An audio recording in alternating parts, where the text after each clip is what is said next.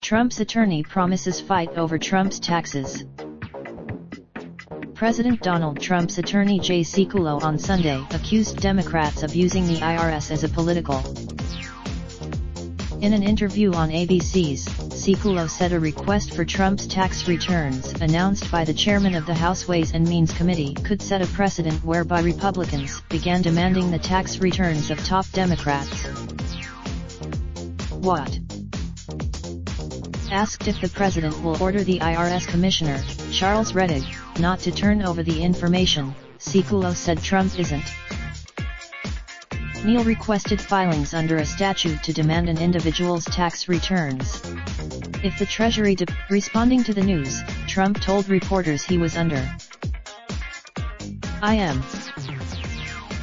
Trump has been saying he is under audit since the 2016 election cycle and has been using that explanation as his rationale for not releasing his returns.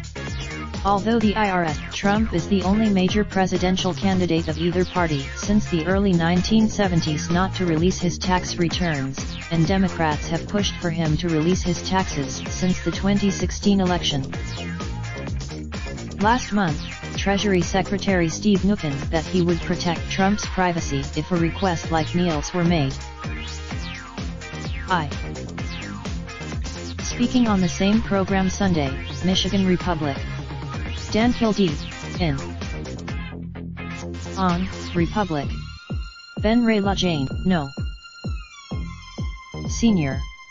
Mitt Romney, so. That's. On Fox. Keep. Raindrop, drop top, smoking, no cooking the hot pot. Fucking on your bitch, yeah, that. Looking up, open the park, pot.